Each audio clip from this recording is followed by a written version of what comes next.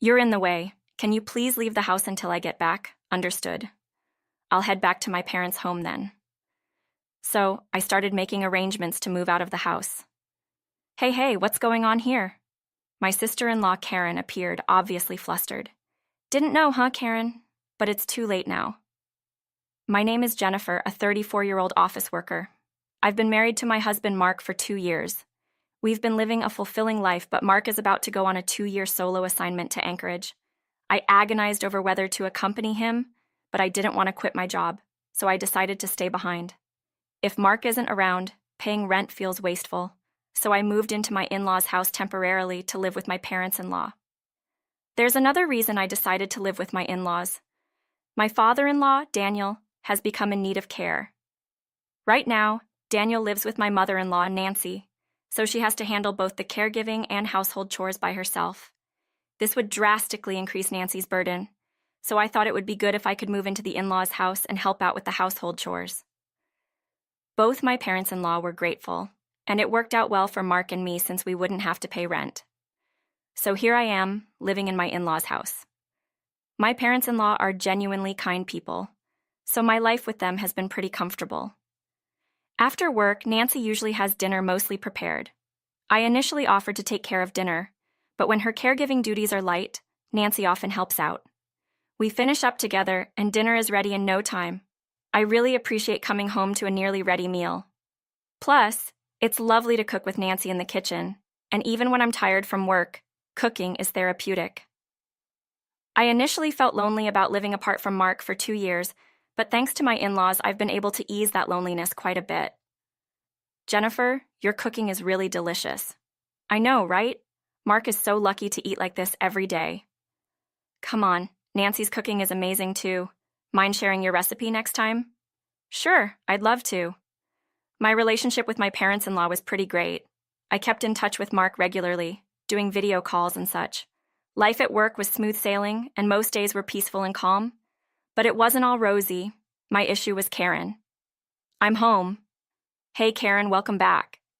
Were you planning on coming over today? Thomas said it's a happy hour, so here I am. You could have given us a heads up. Well, you don't have to be formal with me, so it's cool if I just show up. It's not like I just came home to visit. Hi, Karen. Wait, why are you here? Karen made a face when she saw me. Jennifer is living with us now. Living here? We explained this to you, remember? Because Mark is on a work assignment, Jennifer is staying with us temporarily. Is that so? Oh, we could have a nice family dinner. Karen's offhand comment had a barb in it. It felt like she didn't consider me part of the family. Hey, Karen, Jennifer's part of our family too. What's the problem? Daniel also seemed concerned and called her out on it. Karen just rolled her eyes and mumbled, whatever. I sighed. For some reason, Karen has disliked me from the get-go. Her cold attitude puzzled me. Despite being married for years, Karen still treated me this way, so I usually kept my distance. Living with my in-laws meant seeing Karen more often, whether I liked it or not. Karen, on the other hand, can't stand me. She avoids making eye contact or starting a conversation with me during meals, and yet she has no problem barking orders at me. Hey, Jennifer, don't you notice we're out of drinks? Go get some more. You're really not thoughtful, are you? Karen keeps dishing out insults, and it's annoying. Hey, Karen, don't talk like that. Yes, exactly. Jennifer works hard, isn't your maid. Stop ordering her around like that. Thankfully, my parents-in-law intervene means when Karen treats me poorly, which has been a big help. But that only seems to fuel Karen's resentment towards me. My parents are just peace-loving, not necessarily fond of you. Don't get ahead of yourself. Whenever we are alone, Karen would attack me like this. Why did she dislike me so much? Some time passed, and Karen announced she was pregnant. Mom, Dad, listen, I'm pregnant. Karen joyfully shared the news with my in-laws. Really? That's wonderful, Karen. My in-laws were ecstatic that Karen was going to have a baby. Karen had been married for about 3 years and seemed anxious due to her age, so she looked incredibly happy about the pregnancy. Congrats, Karen. When I said that, Karen had a smug look on her face and said, Thank you. She seemed like she had more to say, but I chose to ignore it for now. Then, when we were alone for a moment, Karen turned to me with a sly grin and said, "When are you ever going to have a baby?" I wonder. Normally, if you don't have an heir, you're considered useless, you know. Well, you are useless in many ways anyway. Karen was clearly trying to belittle me and assert her dominance. Was her smug face earlier because she wanted to say this? First of all, Karen is older than me, so she has no room to talk. Besides, it's petty of her to look down on me just because she had a kid. She probably wants to prove that she's better than me in some way. I've started to understand why Karen dislikes me from the way she's been treating me recently. Not to brag, but I work for a major corporation and make a good salary. I also graduated from a prestigious university. On the other hand, Karen went to a junior college and became a housewife after initially being a contract employee. She seems annoyed that I'm a career woman, so she often says having a high education and a good job doesn't necessarily mean you're happy while looking at me. I usually let it slide, but it's tiring to be constantly faced with her rivalry. But she's celebrating the birth of her child now, so I decided to let it go this time. "Jennifer, you look tired. Are you okay?" "Huh? If something's bothering you, feel free to talk about it. About work, or anything else really. Including stuff about Karen. Every time Karen comes here, she says something nasty to you, right? I can watch her when Daniel and I are around, but I've been worried about you when you two are alone, Nancy." I was touched that Nancy had been watching out for me, so I opened up a little bit about being tired of Karen's attitude. "I'm really sorry about that." Nancy apologized on Karen's behalf, but it's not Nancy who's in the wrong. Karen's the one with the problem, constantly competing and picking fights with me. "You have nothing to apologize for, Nancy. Even just talking about it like this makes me feel a little bit better, really. I'm sorry I couldn't be more helpful." I felt a bit guilty for making Nancy feel down, basically, or rather, 100% of the problem is with Karen. But I realized that I needed to address this issue somehow. Then, something happened that made me lose my temper. One evening after dinner, my phone rang. I was about to answer, but I froze when I saw the screen. Karen's name was displayed. Surprisingly. "Oh, it's Karen. What could she possibly want? Who knows? I'm sure it's something unpleasant. But since Nancy saw the screen, I can't avoid answering it. Hello? Jennifer, could you move out for a while?" "What?" I accidentally raised my voice. Nancy, who's next to me, looks at me with concern. I might as well let her hear what Karen is saying. I switched the phone to speaker mode. Karen's voice is now clearly audible to Nancy as well. "What do you mean, move out? I'm planning to go back to our hometown to give birth." I glance at Nancy. Nancy shakes her head, indicating she wasn't aware of this. "Have you discussed this with Nancy and the others?" "I'm going to. I'm sure they'll agree, so I'm not worried." I'm flabbergasted at Karen's selfish reasoning. In any case, you being here will be in my way. "Excuse me? You're just in the way? Why do you dislike me so much? What's prompting you to constantly criticize me? You're so annoying, always acting like some career woman. Plus, it's irritating that you're friendly with my parents. Mom and Dad are just falling for your act. They're clueless, you know?" "Wait, why are you talking like this? Nancy and the others have been so kind to me, and I'm truly grateful." "Huh, I bet you're after Dad's inheritance. All the inheritance will be mine. I have no intention of sharing it with you or Mark." I'm shocked by Karen's words. Nancy, who's been listening, is also speechless. "Karen, that's too much. I thought you cared more about the family, about Daniel and the others." "Huh. Our parents are just cash cows to me. I'll outlive them, so it's only natural." "Karen, that's just cruel." "Shut up. I don't want to hear it from you. I know how conniving you can be. Being around someone as toxic as you will ruin my unborn child's character. That's why I don't want to be around you. Please leave the house until I return." How selfish can one person be? Then Nancy opens her phone's note app and types, "Just say you'll leave. Don't worry, I have a plan," and shows it to me. So, urged by Nancy, I say, "All right, I'll go back to my parents' house. Please do let me know as soon as you leave. But try to leave as soon as you can. Leave within a week to 10 days. Karen hangs up after saying that. I'm so sorry about Karen, Jennifer. I can't believe she's been harboring such awful thoughts. I've made up my mind. I'm going to cut ties with Karen because Karen clearly doesn't care about me or Daniel. Even if she's a parent, if she treats us that badly, any love will vanish. I think Daniel will feel the same way. Daniel was dumbfounded when he got home from happy hour and heard what had happened from Nancy. Nancy then shared her plan with them. The plan was to sell their in-laws' house and empty it. You know, I've always thought this house is too big for just the two of us, and the multiple levels will make it hard as we get older. So I'm thinking of selling it, buying a more accessible condo with the money. Daniel agreed it was a good idea. I also decided to help out with Nancy's plan. I'll start looking for properties. Thank you. Jennifer and I began making arrangements and preparations for moving. I contacted Mark to explain the situation. Mark was taken aback, but ultimately agreed. We quickly finished moving. Everything went surprisingly smoothly, and perfect timing. A suitable property became available.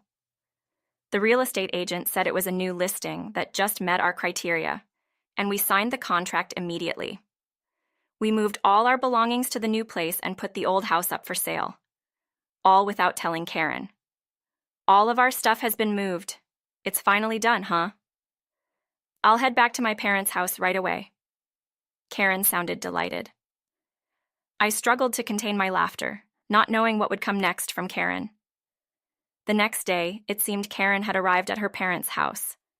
She immediately called me. What the heck is going on? Karen was obviously panicking. You really had no clue, huh? What? It's too late now. Daniel and the others have moved. What? I didn't know about this. Why? People usually tell their family when they are moving. It seems Nancy was quite shocked to realize you only saw her as a cash cow. What? You told her? No, I didn't. When you called, Nancy was sitting next to me. We were both curious about why you were calling, so we listened on speaker. Is this some kind of joke? Both Nancy and Daniel said they're done with you. What? What should I do now? I already told Thomas I'm going home to give birth. Not my problem. All this is your fault for treating your parents so poorly. Wait, I didn't really think that way. Oh, come on. You're revealing your true colors when you think Nancy isn't listening, aren't you? Either way, they don't want to talk to you anymore, so they're not telling you where they moved. I don't want to talk to or see someone as mean as you. What? I'm sorry. Please forgive me. I won't. So you don't have to apologize. Then I'm hanging up, I said, and hung up before Karen could say anything else. Then I blocked her number. My parents-in-law had already blocked her, so our phones were now peacefully quiet. They looked a bit sad, but they were content with their decision to cut off Karen. By the way, my parents-in-law had reported this to Thomas, but it seems Karen had also been disrespectful and financially irresponsible towards Thomas, so even he had enough of her. So it turns out she plans to divorce after giving birth. A few months later, Karen indeed ends up getting served divorce papers. Thomas, who's financially stable, ends up taking custody of the child. Karen can't reach us. We've blocked her calls, and she doesn't even know where we live. She's probably blaming everyone else, feeling sorry for herself right about now.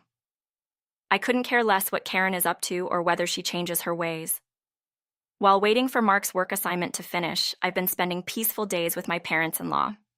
Mark visits us regularly and brings gifts from Anchorage whenever he can take some time off. I go to Anchorage and we spend quality time together. The days are flying by, and I know it won't be long before Mark and I can live together again. Until then, I look forward to more happy days with my in-laws. All right, everyone's presentations are done. Nick, the manager, said as he tried to move the discussion forward. Excuse me, I haven't. I recently found out something. Nick interrupted me and began to speak. There's apparently someone in this department who didn't graduate high school and is just a part-timer. Meetings should be for employees only. Absolutely right. His lackey, Mike, of course, agreed with Nick. I'm leaving.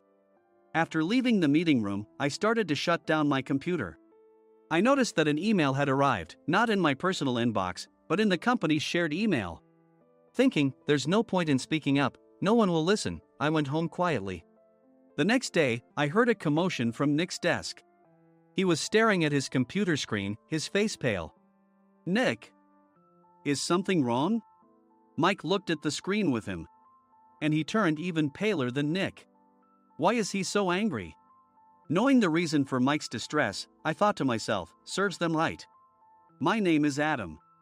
My mother passed away when I was in the 9th grade, and I was raised by my father. Well, you could hardly call it being raised. After my mother passed, my father changed. He drowned his sorrows in alcohol, and though he still went to work, he squandered our living expenses on horse racing. Because of that, I had to start working part-time as soon as I entered high school.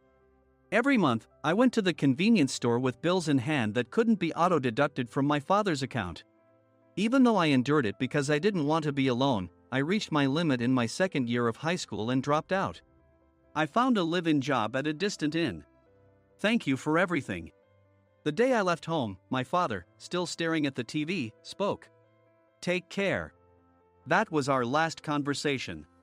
Back then, 18 wasn't the age of majority, so I needed my father's permission to work, and I couldn't hide my place of employment. Yet, my father never visited me even once. I kept working just to survive, and before I knew it, I was 42. Years of hard work paid off, and I was transferred to the headquarters. I was thrilled to be recognized by the company, as I thought I'd be working in the field until retirement due to my lack of formal education. Listen up. Our work can change the future of our employees. Don't drag us down. On my first day after the transfer, Nick, dressed in an expensive suit, spoke sternly. There was a reason for this. Our inn was located in a prominent tourist destination, known so well that everyone in the state could sing its commercial jingle. At its peak, we had 5 locations within the state. But that was long ago. Due to financial difficulties and aging facilities, only the place where I had worked for many years and the original establishment remained. I was prepared to lose my job anytime, but now there was a glimmer of hope. With the rise of social media, the tourist area where the inn was located started gaining attention again.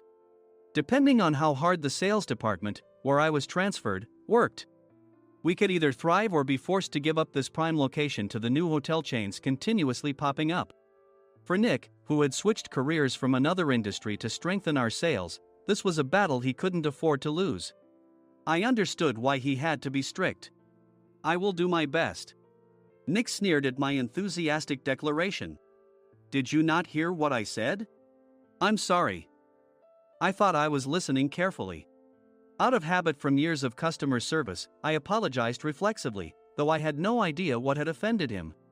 Someone was watching me with a smirk. In this department, there are those who are expected to excel and those who have been shoved here because they have nowhere else to go. You are the latter. It was Mike, the section chief. He's 7 years younger, at 35. But he was called to headquarters much earlier than I was and had been moving around within the headquarters ever since. I'm not jealous, but I can't accept that he's my boss. Graduating from a prestigious university, he has an unusually high pride and caused many problems as a newbie, making things very difficult for me when I was the front desk leader. When I found out Mike was transferred to the sales department a month before me, I was disheartened. Mike is right. With just a middle school diploma, there's not much you can do. Don't even think about achieving results. As if I didn't exist, Nick remarked, I'm thirsty.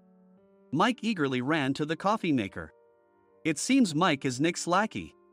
I regretted being happy about my transfer to headquarters, wishing I had stayed on site forever. Send a direct mail to every company on this list by the end of the day. Nick only assigned me tasks that even a new graduate could handle. What? There are over 1,000 companies. You want me to send to all of them by today? Yes, if you and your fellow misfits split the work, even those with nowhere else to go should finish by today. I glanced at the employees typing away expressionlessly. They were worn out from customer service, only thinking about leaving on time, or were women reassigned after having children, with zero motivation for work. Even Sam, a new graduate from the same university as Mike, who was supposed to be among the expected achievers, had no enthusiasm for the job, having joined the company wanting to do customer service. I don't care what they say, I plan to quit anytime, he said. Only Nick and Mike were highly motivated, making all the decisions between the two of them. I originally only wanted to work at the inn to survive and had no particular attachment to this job. I swallowed my words, thinking I had no right to reprimand them. About a month after the transfer, Nick told us with a frustrated look. To commemorate the 50th anniversary, we've decided to create a plan exclusive for one group per day. Originally, Mike and I were supposed to come up with it, but our president, Mr. Thompson, insists on hearing everyone's opinions. So, you all get a chance. As Nick explained, Mike began handing out prints. Make sure not to embarrass Nick. If your ideas are half-baked, you'll have to redo them. It seemed that they had printed his handwritten notes by Mr. Thompson, which included several questions and a section for free responses. It made sense why Nick had to seek our input, given that all responses had to be submitted to Mr. Thompson. We were given a week to think about it, and a meeting was scheduled to compile our ideas. My plan is to let guests enjoy both the old and modern America. Nick began the presentations. Guests would watch a master confectioner at a nearby traditional sweet shop make sweets in front of them. The welcome drink would be premium tea in a bottle. Nick's plan was certainly attractive. After his presentation, Nick called on us to present in the order we were seated. Just as I stood up for my turn. All right, everyone's presentations are done. Excuse me, I haven't. I recently found out something. Nick interrupted me. There's someone in this department who didn't graduate high school and is just a part-timer. He was likely talking about me. I joined the company as a part-timer and was made a full-time employee when I turned 20. That was 20 years ago, so Nick and Mike probably had no chance to know until recently. Meetings should be for employees only. Absolutely right. After that, Nick kept creating opportunities to solicit everyone's opinions, purposefully excluding me from speaking. The meeting unexpectedly heated up and went past the scheduled end time. A few people asked to leave, and the discussion continued with the remaining few. Still here? Normally, you'd leave in that situation. Though I had no attachment to the job initially, hearing kind words from customers made me want to make them happier. For someone like me, with nowhere to go, the inn was my home and customer service was my life. I felt pathetic about my current self. I'm leaving. I left the conference room and started shutting down my computer. I noticed an email had arrived, not in my personal inbox, but in the company's shared email. Thinking no one would listen to what I had to say anyway, I quietly went home. The next day, while preparing the DM as instructed, I heard a commotion from Nick's desk. In his haste to stand up, he hit his knee on the desk. He stared at his computer screen, his face pale. Nick! What's wrong? Mike, thinking he should be the first to rush over, approached Nick while still wearing his coat.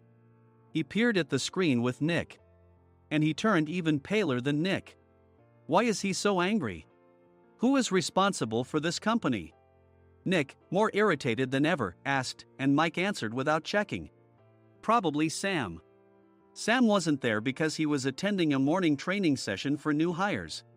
Nick gave up on getting angry and returned his gaze to the screen.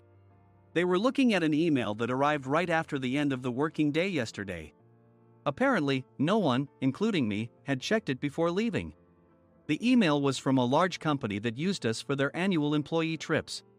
The president and executives of that company also frequently used our services personally.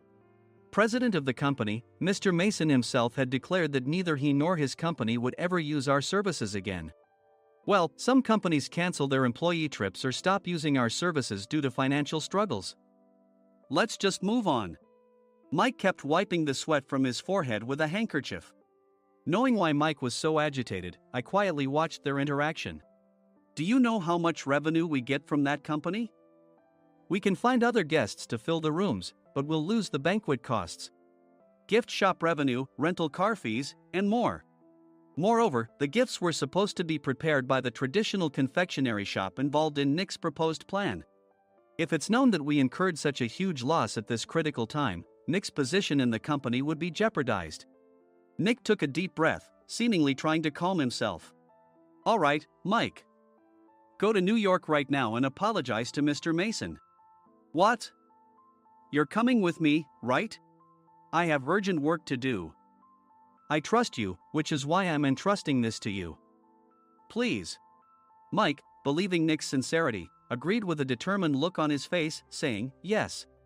That's Nick for you." Even if Mike went to apologize, Nick would shift all the blame onto him if the client didn't change their mind. Well, it was Mike's fault to begin with, so it served him right. About 3 hours later, Sam answered a call from somewhere and repeatedly apologized, saying, "I'm very sorry." Everyone watched to see what was happening. After ending the call, he informed Nick with a weary tone. When Mike arrived at the client's company, he only made things worse, further infuriating Mr. Mason. He was demanding, "Get his boss here immediately." It was no wonder Sam was exhausted, dealing with such a call right after returning from training. "What is that idiot doing?" "All right, Adam, you're coming with me. If sacrificing Mike didn't work, then I must be next." Normally, I'd want to refuse at all costs, but I saw an opportunity in this situation. "If I can be of assistance, I'd be happy to join you." I immediately followed Nick, and we flew to New York. When we introduced ourselves at the reception, it became clear how serious the situation was, as the receptionist personally escorted us to the president's office. Angry voices leaked through the door, making both Nick and me uneasy. "Excuse me. I'm Nick, the supervisor. I understand my subordinate has caused you trouble, and I deeply apologize." Nick, with his experience in the corporate world, knew enough to offer an apology before excuses. However, his customer service skills left much to be desired. I sighed as I saw Mike trembling like a small dog in the corner of the room. "What kind of training are you giving your subordinates?" Mr. Mason glared at Nick with a red face. The intensity of his gaze made even Nick take a step back. Regrettably, I joined this company only 2 years ago and was unaware of Mike's issues. I should have identified his shortcomings sooner. Indeed, I should have realized sooner. No sensible person would come to apologize and then give a lengthy presentation on the drawbacks of not using their in. Nick froze, his mouth slightly open. Suspecting the worst, I picked up the documents that had fallen to the floor. It seemed Mike hastily prepared these documents on the plane, listing the disadvantages. Disadvantage 1: if you change the venue for the company trip, employees might suspect it's for cost-cutting reasons, leading to a negative impression. Reading it aloud half-jokingly, Nick snatched the papers from my hand and checked the contents with a furious expression. Among the stack of documents was a receipt from a nearby convenience store's copy machine. I felt a pang of dread, hoping he hadn't shown the receipt as well. What do you think he said when I asked what kind of nerve he had to do this? I'm very sorry." Faced with the dire situation, Nick must have thought there was nothing left to do but apologize. In a voice smaller than I'd ever heard from him, he uttered words of apology. He said, "I'm a Harvard graduate. I don't believe I said anything wrong." "Mike, what have you done?" Forgetting his plan to pin the blame on Mike, Nick yelled loudly, even in front of Mr. Mason. "I didn't do anything wrong." "You're still saying that? Look at him." Mike pointed at me with a shaking hand. "I was assigned to headquarters in my 20s and now I'm a section chief. This guy only made it to headquarters at 42. Everything I've done proves I was right. So why are we losing the contract?" Having said his piece, Mike collapsed to the floor. "Of course. You were sent there because you had nowhere else to go." Mike never expected to hear such words from someone he looked down upon. He lunged at me, and Nick hurriedly stepped in to stop him. "Mr. Thompson told me Mike is a quick thinker, and to take good care of him." There's no way he was pushed aside. "Don't make things worse here. He didn't say quick thinker, he said only quick-witted, didn't he?" I don't remember that part." I recalled the many troubles Mike caused when he was a newbie. When Mike was on the front line, his pride was so high that he never apologized to customers. Customer service, especially in our job, doesn't work alone. It brings both good and bad situations. If the front staff or housekeepers made mistakes, or the cleaning company didn't properly clean a room, one had to apologize to the customers regardless of personal fault. Mike, in such situations, would never apologize, insisting he wasn't at fault. This often angered customers, and as the front desk leader, I frequently had to apologize on his behalf. He caused complaints and disrupted operations, which is why he was quickly moved to headquarters. In departments where he didn't interact directly with customers, his quick thinking was beneficial and things went well. But it seemed his flaws were starting to show. Corporate reservations are supposed to be entered into the system by the sales representative. But a quick check yesterday revealed that more than 10 items were missing from the client's reservation. The handover document clearly stated what needed to be prepared. Why didn't you enter it into the system? Why do we have to give them special treatment? Filling rooms near the banquet hall, setting up all the food in advance. Specifying the brand of wine, they're too demanding. No wonder he always angered customers, I thought, feeling a headache coming on. Grouping them in rooms near the banquet hall is for our benefit too. It makes it easier for the staff to set up beds and serve breakfast since everyone's schedule is synchronized. As for the other requests, Mr. Mason suggested them to lighten our load. I didn't know that. Nick finally seemed to realize that Mike was the one who had angered the client. What did you say to them? I just told them we wouldn't give them special treatment anymore. We shouldn't waste effort on things that don't bring in money. I was utterly exasperated at his lack of understanding of customer service. Of course, we shouldn't comply with unreasonable demands. But carrying over successful practices from past stays makes customers feel remembered and enhances their experience. Good memories encourage repeat visits. That's part of our job. I looked down at Mike, who was sitting on the floor. In our job, nothing is a waste.